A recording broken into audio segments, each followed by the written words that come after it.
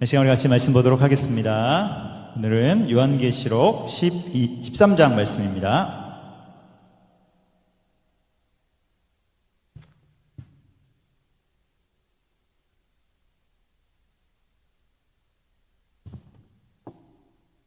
요한계시록 13장 오늘 1절에서 2절, 2절이니까요. 네, 우리 같이 한 목소리로 읽도록 하겠습니다. 우리 짧은 절이니까요. 같이 읽도록 하겠습니다. 1절과 2절입니다. 시작.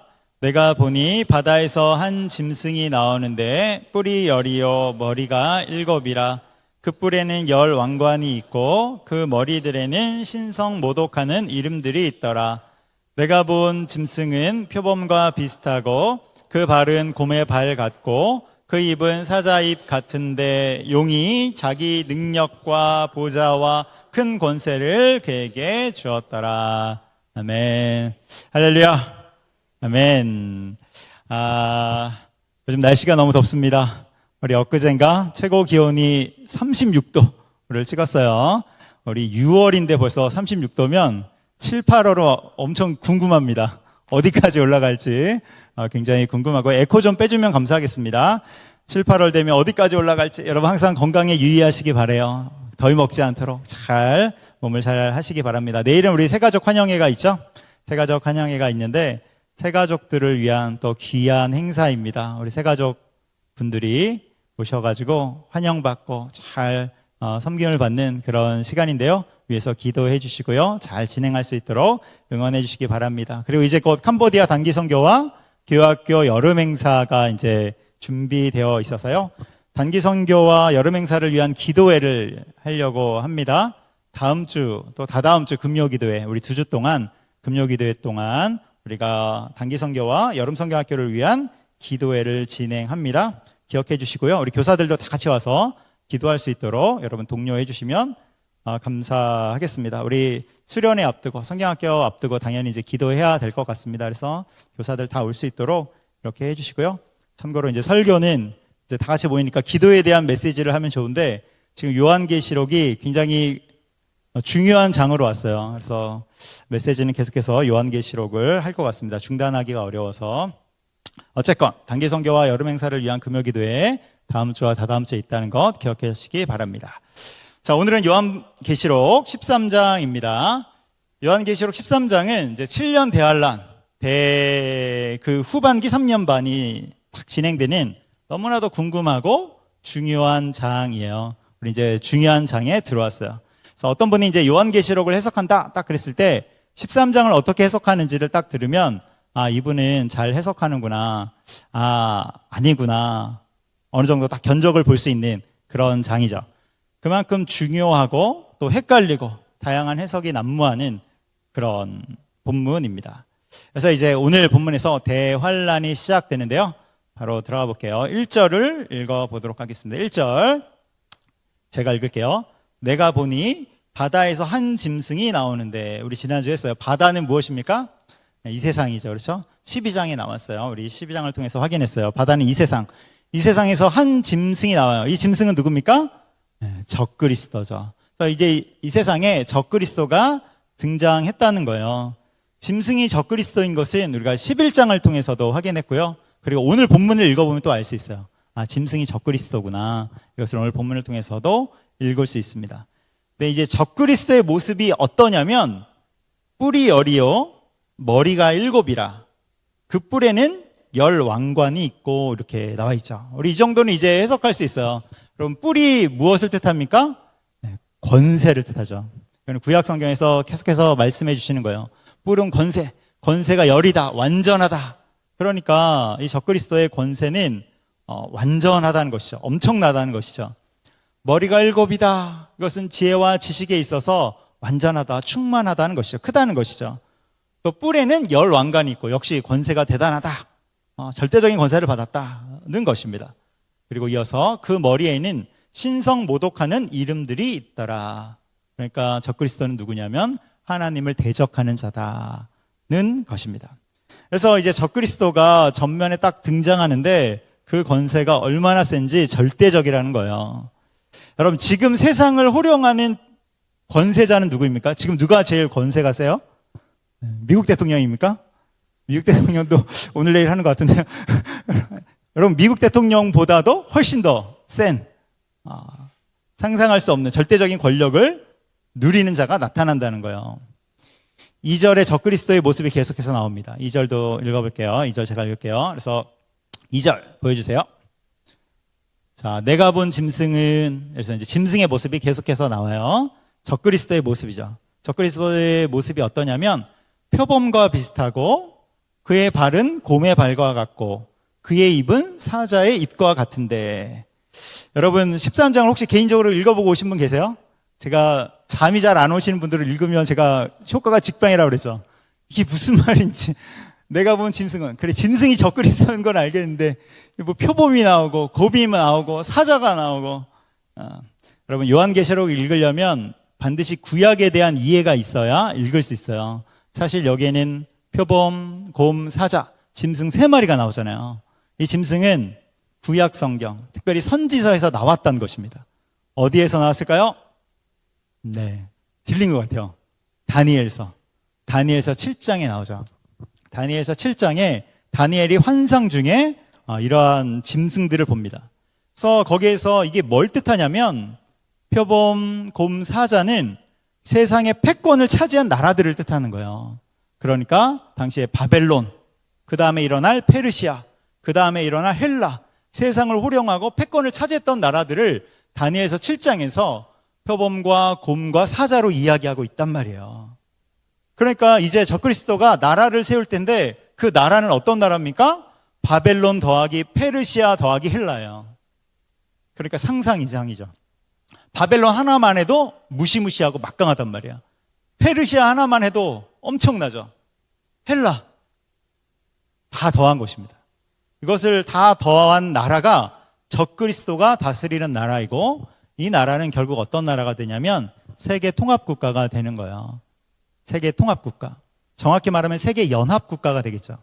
온 나라가 한 나라, 한 국기를 드는 것이 아니라 마지막 때가 되면 세계가 점점 연합되어서 하나의 나라처럼, 마치 지금 유럽 연합이 있지 않습니까? EU처럼 아마 그렇게 될 것 같아요. 이거는 그때 가봐야 알겠지만, 그래서 연합이 되어서 하나의 공동체로 묶이는 그런 식이 될 것 같은데요. 아무튼 마지막 때 적그리스도가 권세를 잡고 세상을 호령하게 되는데, 다스리게 되는데, 거기는 세계 통합국가, 그런데 절대적인 권세, 바벨론, 페르시아, 헬라를 다 합쳐놓은 그런 나라라는 거예요.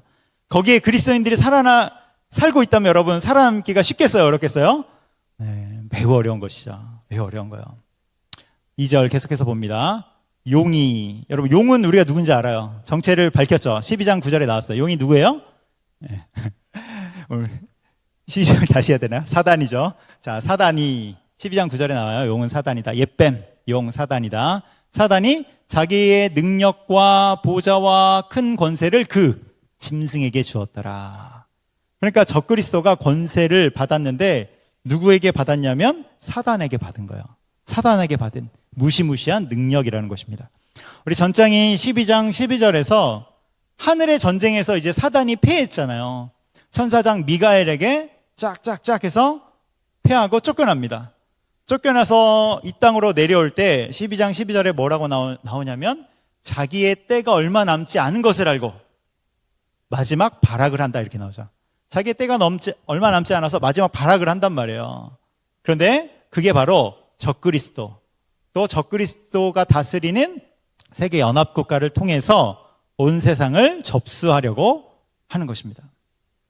그런데 이 나라는 바벨론, 페르시아, 헬라를 더해 놓은 나라니까 별로 보고 싶지 않은 나라예요. 제 개인적으로는 안 보고 싶은 나라입니다. 계속해서 3절입니다. 우리 3절은 다 같이 한번 읽어보도록 하겠습니다. 시작. 그의 머리 하나가 상하여 죽게 된 것 같더니 그 죽게 되었던 상처가 나음에 온 땅이 놀랍게 여겨 짐승을 따르고. 여기 보면 그의 머리 하나가 상하여 죽게 된 것 같더니, 상하여 죽게 된 것 같더니, 이 말은 치명상을 입었다는 거예요. 그러니까 머리 하나가 치명상을 입었어요. 그런데 그 죽게 되었던 상처가 다시 나았대요. 살아났다는 것이죠. 그러니까 치명상을 입었는데 살아났어요. 그러니까 온 땅이 놀랍게 여겨서 적그리스도를 따르기 시작한다. 이렇게 나와요. 이게 무슨 장면일까? 무슨 장면일까? 그의 머리 하나가 치명상을 입었다. 우리가 머리는 성경에 보면 권세를 뜻하기도 하고 지혜와 지식을 뜻하기도 한단 말이에요. 그러니까 머리 하나가 상하게 되었다니까 권세를 잃었나? 우리가 이렇게 해석할 수도 있어요. 아니면 정말로 어떻게 육체적으로 치명상을 입은 것인가? 근데 여러분 14절에 또 해석을 해주고 있습니다. 이런 부분이 해석하기 어려운데 뒤에 해석을 해주고 계세요. 여러분 참고로 본문에 나오는 적그리스도 있잖아요. 적그리스도를 짐승이라고 표현하고 있단 말이에요. 여러분 그래서 아마 안 그러시겠지만 혹 우리 중에 적그리스도는 어떤 짐승이나 괴물이라고 생각하시는 분들이 있을 수도 있지만 아니라 사람이라는 거 여러분 다 아실 거예요. 그러나 적그리스도는 사람입니다. 그 짐승, 괴물처럼 표현됐을 뿐이에요. 짐승의 권세로 표현된 것 뿐입니다. 자, 그러면 이제 상하였다가 살아났던 부분이 14절에 나오는데요. 한번 같이 읽겠습니다. 시작. 칼에 상하였다가 살아난 짐승을 위하여 우상을 만들라 하더라. 그러니까 아까 상하여 죽게 되었다가 상처가 났는데 14절에 해석을 해주죠. 칼에 상하였다가 살아난 짐승. 그러니까 아까 본 치명상은 육체적인 치명상이다 이렇게 볼 수 있는 거예요. 상하였다가 살아났죠. 칼에 상하였다가, 여기 상하였다를 원어로 보면 죽었다는 거예요. 죽었다가. 그러니까 죽었다가 살아났다. 원어로 보면 사륙당했다는 것이군요. 사륙당했다가 살아났다. 그런데 여러분 추측을 해보자면 칼에 상하였잖아요. 칼이 무기니까 어떤 테러로 인하여서 그가 죽음 직전까지 간 것이죠. 혼수 상태에 빠져서 사망 선고를 받았는데 기적적으로 탁 살아난 거예요. 이걸 보고 사람들이 감동을 받고 엄청난 그 인생 스토리가 완성되는 것이죠. 그리고 이 일을 계기로 3절 뒷부분에 나오는 것처럼 3절 보여주세요. 3절 보여주시면 감사하겠습니다. 3절 뒷부분에 나오는 것처럼 온 땅이 놀랍게 여겨 짐승을 따른다 이렇게 나와요.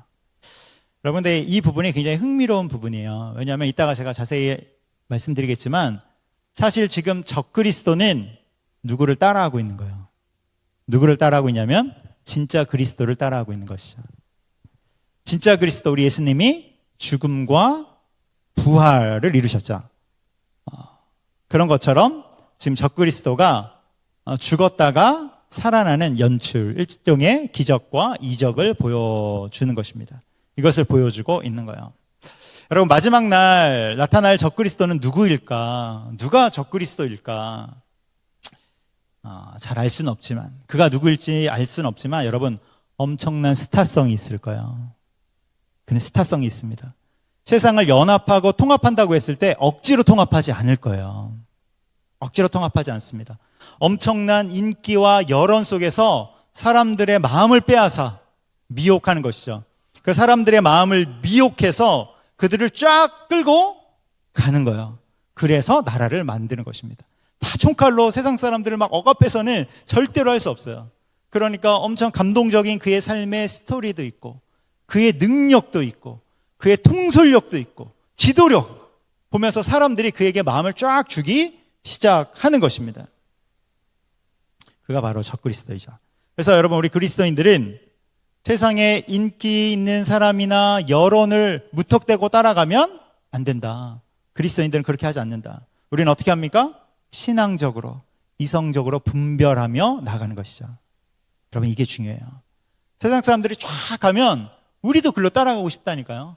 어떤 누군가 쫙 나타나서 세상을 구원할 사람처럼 보이면 우리도 마음이 혹한다니까요. 그런 게 아니라 우리 그리스도인들은 멈춰서서 가기 전에 멈춰서서 반드시 분별하는 것입니다. 그래서 우리는 분별력이 필요해요. 그럼 분별력을 어떻게 가질 수 있습니까? 하나님의 말씀을 대할 때 분별력이 생기는 거예요. 할렐루야. 아멘. 그래서 말씀 앞에 나오는 게 중요한 것입니다. 우리가 금요기도에도 말씀 듣고 주일에도 말씀 듣고 이 새벽에도 듣고 아무것도 아닌 것처럼 보여도 이것을 통하여서 여러분 우리 안에 바른 분별력이 생기기 때문에 그런 것입니다. 그래서 적그리스도가 사람들의 마음을 빼앗고 규합해서 하나의 연합국가, 통합국가를 만드는데요. 그 연합국가는 뭘 하냐면 4절입니다. 4절. 우리 4절 같이 읽어보도록 할게요. 4절. 네, 시작. 용이 짐승에게 권세를 주므로 용에게 경배하며 짐승에게 경배하여 이르되 누가 이 짐승과 같으냐? 누가 능히 이와 더불어 싸우리요? 하더라. 아멘. 그래서 여기서 뭐라고 나옵니까? 우리 용이 누군지 알아요? 사단이 짐승에게 권세를 주므로. 그래서 이 세 연합 국가를 통해서 세계 통합 국가를 통해서 뭘 하냐면 짐승에게 경배하도록 하는 것이죠. 그러니까 결국 적그리스도는 자기에게 경배하도록 하는 거예요. 근데 이것이 결국 뭐가 되는 것입니까? 용에게 경배하게 되는 거예요. 적그리스도에게 경배하는 것이 곧 그에게 권세를 준 사단에게 경배하게 되는 것입니다. 여러분, 세상 사람들이 사단을 경배할까요, 안 할까요? 경배 안 하죠. 세상의 사람들도 사단은 경배하지 않아요. 그건 악한 존재라는 것을 알기 때문에 그래요. 그러나 적그리스도는 따라갈 것입니다. 적그리스도는 경배할 거예요. 그런데 그것이 바로 사단을 경배하는 것이라는 것이죠. 그래서 사람들이 뭐라고 말하면 누가 이 짐승과 같으랴, 적그리스도죠. 누가 이 사람과 같으랴, 누가 등이 이와 더불어 싸우리요. 그러니까 이 짐승의 이름, 이 적그리스도의 이름을 연호하고 추켜 세우고 최고다. 그리고 이 사람이 각 나라를 순방하면 모든 사람들이 나와서 그 사람의 이름을 연호하고 최고라고, 우리의 구원자라고 그를 맞이할 것입니다. 구원자라고 했을 때 두 가지일 거예요. 첫 번째는 종교적인 구원자라고 볼 수 있고, 두 번째는 경제적인 구원자일 것입니다. 경제적인 구원자. 그래서 많은 사람들을 더 경제력에서 부유해줄 것 같은 그런 것입니다. 왜냐하면 13장 후반부부터 나오는 666표가 경제력과 관련된 것이기 때문에 그래요. 그래서 여러분, 이제 적그리스도를 따라가면 다 같이 잘 살 것 같은 그런 분위기가 형성될 것입니다. 그래서 결국 세계 통합 국가를 통해서 적그리스도는 뭘 합니까? 자신이 경배받는 거예요. 자신이 경배받는 거. 이것을 통해서 사단이 숭배받는 것이죠. 그리고 또 하나 하는 것이 있습니다. 또 하나 하는 것은 하나님을 대적하는 거예요. 5절에 나와요. 하나님을 대적하는 부분이 5절에 나옵니다. 우리 같이 읽어보도록 하겠습니다. 시작. 또 짐승이 과장되고 신성 모독하는 말하는 입을 받고 또 42달 동안 일할 권세를 받으니라. 아멘. 그래서 보면 또 짐승이, 적그리스도가 과장되고 신성 모독하는 입을 받고 이렇게 나와요. 그래서 하나님을 대적하는데 어떻게 대적하냐면 신성 모독하는 그 입을 통해서 한다는 것이죠. 그럼 신성 모독을 말하는 그 입이 뭘까? 아마도 이것은 여러분 매스컴, 미디어 이런 것을 통한 작업이 아닐까 우리가 생각해 볼 수 있어요. 그래서 그때가 되면 매스컴이나 미디어를 통해서 우리 교회와 기독교적인 사상을 굉장히 공격할 것입니다. 투트랙으로 공격할 거예요. 첫 번째는 대놓고 공격하겠죠. 완전 적대시하겠죠. 두 번째는 은연중에 공격하겠죠. 이 두 가지를 통해서 계속해서 우리 교회와 우리 기독교를 부수려고 할 것입니다. 지금도 매년 부활절이 되면 예수님의 무덤이 발견됐다는 가짜 뉴스가 나온단 말이에요. 여러분, 예수님의 무덤이 발견되었습니다. 이 말은 예수님의 시신이 거기 있다는 것이죠. 부활하지 않았다는 거예요. 이 가짜 뉴스는 가짜 뉴스, 말 그대로 가짜 뉴스라고 밝혀졌어요. 오래전에 밝혀졌고 예수님과 상관없는 어떤 개인의 무덤임이 드러났어요. 그래도 매년 나옵니다. 매년 또 나와요. 부활절이 되면 또 이 뉴스가 나오고 또 나와요. 뭐 이런 식으로 공격할 수도 있고, 아니면 마지막 때니까 아예 대놓고 예수님을 공격할 수도 있는데요. 아무튼 적그리스도는 세상의 미디어, 매스컴을 완전히 장악할 것입니다. 여러분, 참고로 우리 젊은 분들이 넷플릭스 많이 보잖아요. 그렇죠? 넷플릭스 많이 보는데 우리가 꼭 알아야 될 것은 넷플릭스 안에도 반기독교적인 코드를 많이 심어놨음을 여러분 알아야 돼요. 아마 알 거예요, 여러분. 거기에는 반기독교적인 코드를 심어놨다. 그래서 은연중에 우리의 세계관을 공격하고 있다. 여러분, 이것을 분별해야 됩니다. 분별해야 돼요. 그러나 이제 그때가 되면 아마 전면적인 공격을 할 것입니다. 자, 그래서 5절 하반전에 뭐라고 나옵니까? 42달 동안 일할 권세를 받았다 나오죠.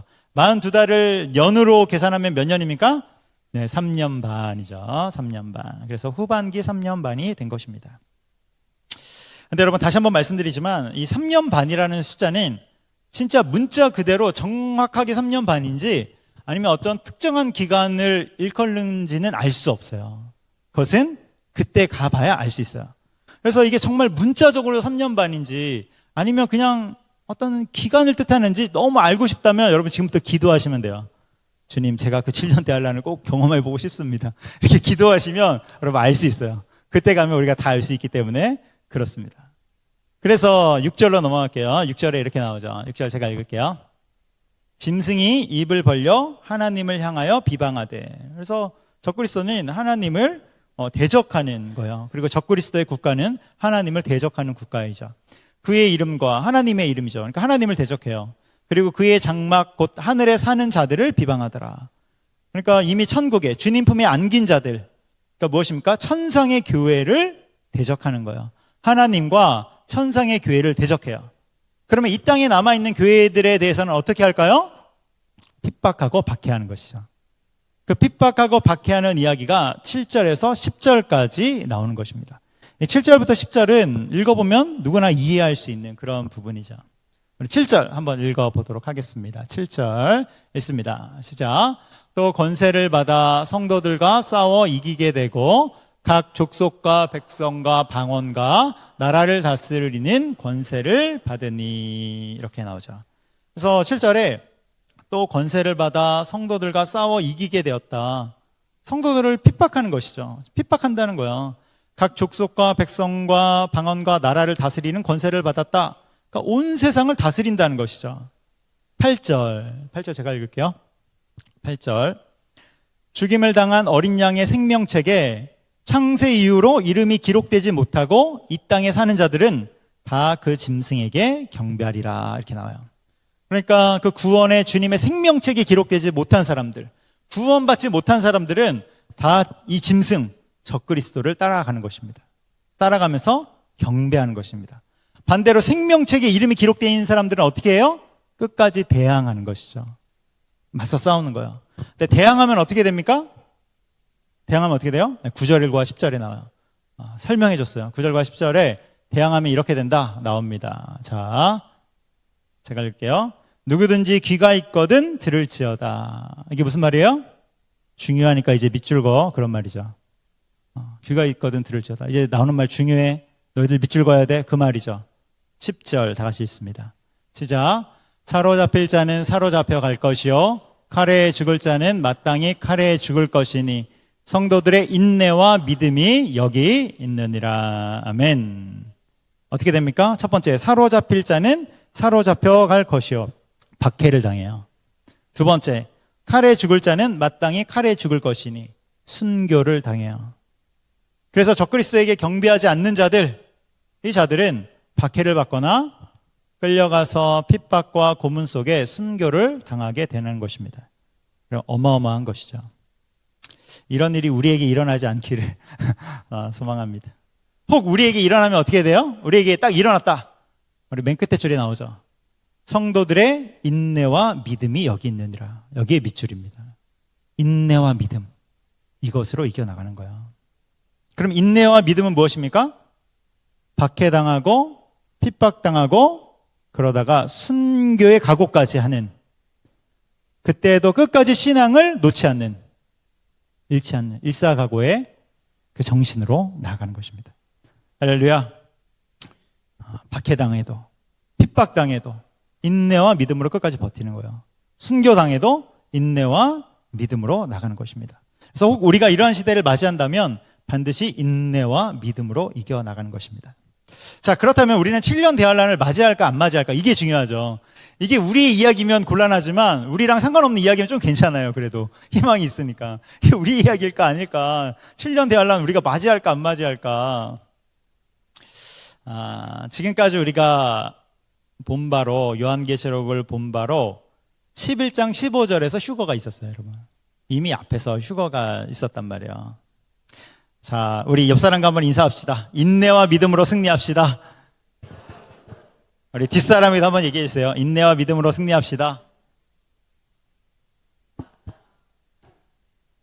오늘 본문에서 제일 중요한 건 이 부분이에요. 인내와 믿음으로. 자, 그럼 우리는 7년 대환란을 맞이할까 안 맞이할까? 우리는 11장 15절에서 휴거가 일어났단 말이에요. 여러분, 휴거가 언제 일어나냐면 전반기 3년 반이 맞춰지는 시점에서 휴거가 일어나요. 그런데 감사하죠. 그런데 후반기 3년 반에서 7년 대환란이 시작된단 말이에요. 그렇죠? 근데 여러분, 여기서 하나 우리가 알아야 될 게 있어. 요한계시록은 우리의 생각처럼 그렇게 간단한 책이 아니에요. 시간이 복잡하단 말이에요. 복잡해요. 우리는 보통 시간을 어떻게 계산합니까? 전반기 3년 반이 딱 끝나면 그 다음부터 후반기 3년 반이 딱 출발하죠. 그런데 이게 보통의 시간 개념인데 잘 읽어보면 어쩌면 전반기 3년 반과 후반기 3년 반이 겹치는지도 모르겠어요. 그럴 수도 있다는 거예요. 그리고 그 사이 어느 틈에선가 휴거가 일어날지도 모르겠어요. 그리고 이해하셨어요? 전반기 3년 반이 하나 있고 후반기 3년 반이 있는데 이게 교집합처럼 일어날 수도 있다는 거예요. 하나님은 항상 우리의 생각을 뛰어넘으시죠. 그래서 이 겹치는 구간에서 휴거가 있다면 마지막 시대의 성도들 중에 대환란을 경험하는 사람들도 있을 것입니다. 근데 제 개인적인 견해로는 본격적인 대환란 전에 휴거가 있다고 생각해요. 저는 있습니다. 그래서 본격적인 대환란이 딱 시작될 때 이미 휴거로 하나님이 우리 성도들을 보호하시고, 근데 이 땅에 남아있는 자들이 있죠. 소수의 사람들. 누가 남아있습니까? 첫 번째, 구원의 경계에 있는 사람들. 구원을 받았는지 아리까리하는 사람들. 여러분, 그 사람들은 어떻게 돼요? 인내와 믿음으로 일사가고 주님이 세컨 찬스를 주신 거예요. 그거 끝나면 이제는 정말로 불못에 가요. 여러분, 이거 웃으면서 얘기하지만 웃으면서 얘기할 게 아니라 정말 심각한 거예요. 딱 남아서 7년 대환란이 시작됐다. 그러면 첫 번째, 구원의 경계에 있다. 두 번째 뭐라고요? 사명자, 마지막 시대에 복음을 전할 자들. 둘 중에 하나인 것이죠. 그래서 어쨌건 내가 눈을 뜨고 있는데 우리 시대에 세계 연합국가가 나타나고 반기독교적인 시대가 등장한다면 어떻게 해야 됩니까? 10절에 나오는 것처럼 성도들의 인내와 믿음으로 나가는 것입니다. 제가 팁을 하나 드릴게요. 여러분, 우리가 눈을 뜨고 있는데 이제 7년 대환란이 시작돼요. 팁이 있어요. 여러분, 어떤 팁이냐면 초반에 순교하는 게 신상이 좋습니다. 초반에 순교해야 돼요. 초반에. 왜냐하면 처음에는 분명히 유화적인 회유책을 쓸 거란 말이에요. 그리고 순교자들도 아마 총 정도 될 것 같아요. 총으로 그럼 빨리 죽는 거. 그런데 후반부로 갈수록 아마 공포 정치가 될 것입니다. 그래서 사람들을 심한 고문 속에 잡아가두고, 그리고 순교도 결코 쉽게 해주진 않을 거예요. 그것을 통해서 많은 사람들이 돌아오지 못하도록 그 일을 할 것입니다. 그래서 혹 그때 남아있는 분들이 있다면 제가 TV를 드린다 그랬죠. 무조건 교회로 오세요. 그랬죠? 본당으로 모이는 거예요. 그래서 그런 시대가 됐다 그러면 본당에 모여서 우리는 다 같이 기도하고 말씀 듣고 찬송하고 예수 그리스도를 증거하는 것입니다. 그러다가 일바로 잡혀가서 순교하려면 순교하고 어쨌건 예수님 증거하는 거예요. 그 시대가 되면 우리는 발벗고 예수님을 증거하는 것입니다. 그래서 어쨌건 성도들의 인내와 믿음의 밑줄이 됩니다. 그렇다면 여러분, 적그리스도를 경배한다고 했을 때 경배하는 방식이 뭘까? 경배하는 방식이 있단 말이에요. 누군가 나타나서 어떤 스타성이 있는 엄청난 사람이 나타나서 나를 경배하라. 여러분, 그럼 누가 경배하겠어요? 그 이상한 사람이죠. 교회 안 다니는 사람들도 경배 안 해요. 교회 안 다니는 사람들도 안 따라간단 말이에요. 세상 사람들도 안 따라가요. 엄청난 반발이 일어나겠죠. 그런 무식한 방법은 아니에요. 굉장히 고도화된 방법이고, 그 고도화된 방법이 바로 666표인 것이죠. 시간 관계상 666표는 못 나가요. 다음 주에 나가게 될 텐데요.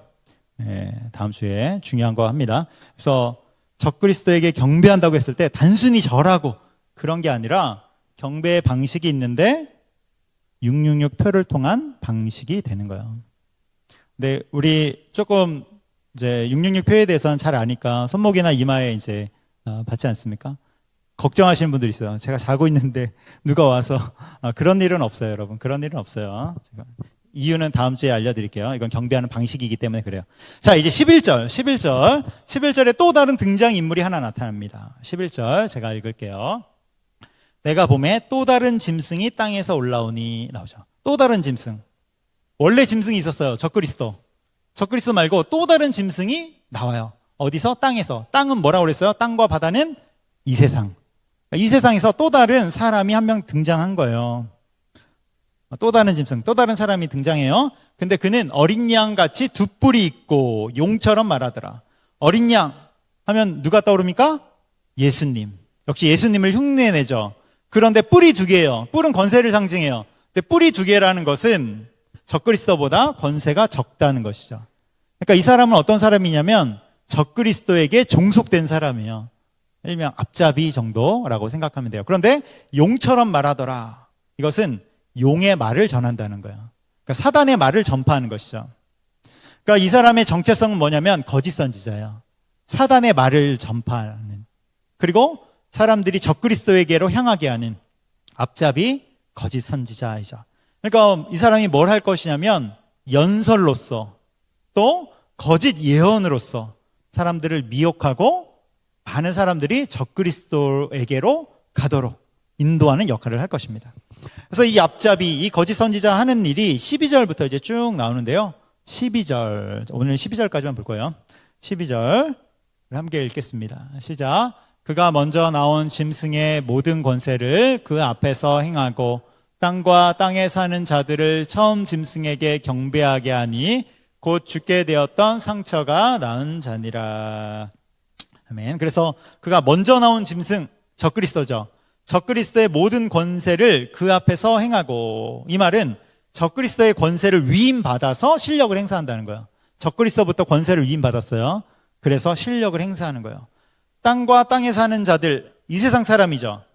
이 세상 사람들을 처음 짐승, 적그리스도이죠. 적그리스도에게 경배하도록 하는 거예요. 적그리스도는 누굽니까? 곧 죽게 되었던 상처가 나은 자, 죽었다 살아난 자, 죽었다가 부활한 자인 것이죠.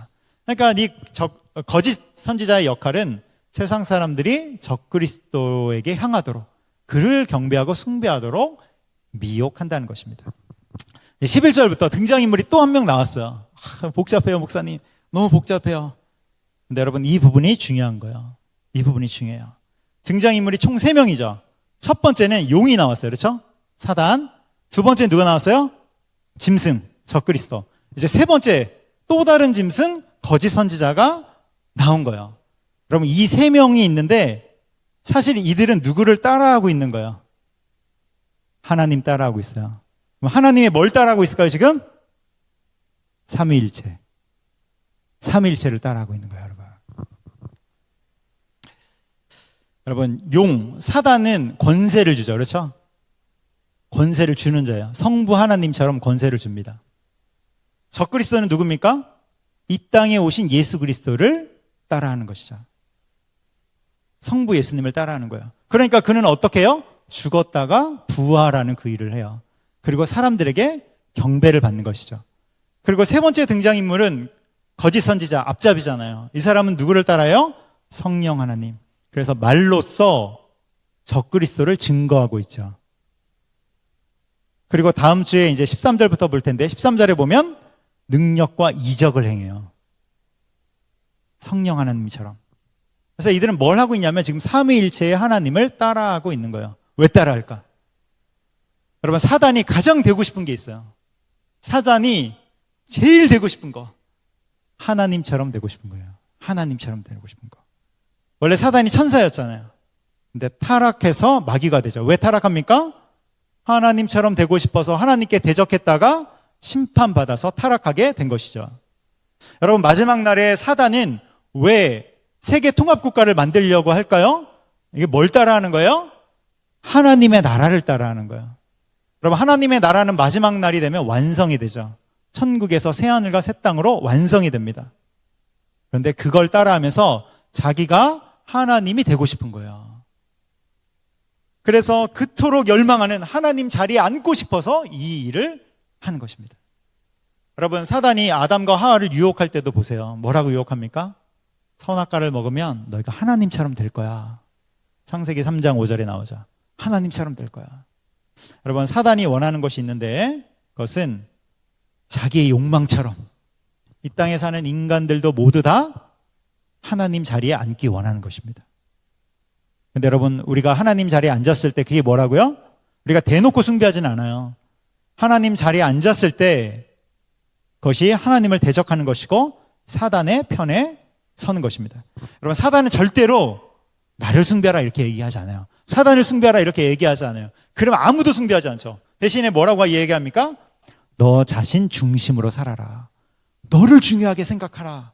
너 자신을 위해서 살아라. 온 세상도 너를 위해서 돌아가게 하라. 너를 위해서 살아라. 이렇게 이야기하는 것입니다.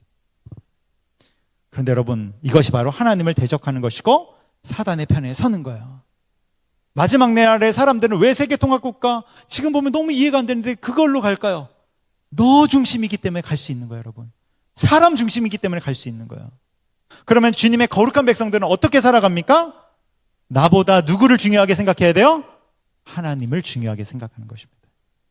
나를 위해서 살아가는 것이 아니라 하나님을 위해서 살아가는 거예요. 나를 위해서가 아니라 나를 위해서. 여러분, 오늘도 우리는 열심히 경제활동을 하고 오신 분들 계시죠?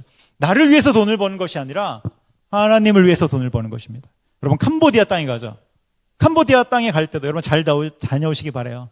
그 땅에서 여러분을 깨트리고 하나님을 위해서 사역하시기 바라요. 하나님이 세워지는 것입니다. 그러다가 이제 빌 받으면 주님, 목사님 저는 선교사, 그거는 이제 금식기도 해봐야 되니까. 네. 어쨌건 여러분, 돈을 벌더라도 우리는 내가 호의호식하기 위해서 돈을 버는 것이 아니라 하나님 나라를 위해서 돈을 버는 것임을 여러분 기억하시기 바랍니다. 우리는 돈을 벌었다면 그 돈으로 하나님 나라 확장을 위해서 우리가 사용하고 헌금하기도 하고, 또 주변 사람들을 섬기는데 사용하기도 하고, 그 돈으로 다른 사람을 세우는데 사용하기도 하고, 그렇게 우리는 무엇을 하는 것입니까? 나 중심의 삶이 아니라 하나님 중심의 삶을 살아가는 거예요. 하나님 중심의 삶. 여러분, 세상은 앞으로도 더 너 중심으로 살아라 이런 메시지를 줄 것입니다. 그런데 우리는 그런 메시지를 분별하는 것이죠. 무턱대고 따라가지 않고 분별하고 하나님 중심으로 사는 것. 그래서 우리에게 가훈이 있다면, 교회 훈, 하나님 나라의 훈이 있다면 하나님 중심으로 살라. 이것이 되는 것입니다. 자, 말씀의 결론을 맺게요. 여러분, 세상에는 끝이 있습니다. 요한계시록은 우리 가운데 뭘 얘기하냐면 세상에는 끝이 있어. 이것을 얘기해주고 있어요. 얘들아, 세상에는 끝이 있어. 그리고 그 다음에는 심판이 있어. 여러분, 우리 모두는 하나님께 돌아갈 날이 있다는 거예요. 이 사실을 안다면 나 중심으로 사는 것이 아니라 하나님 중심으로 살아가는 것입니다. 그렇게 살아가는 저 여러분 되기를 주님의 이름으로 축복합니다. 기도하겠습니다. 우리 찬양 한 곡하고 기도할게요.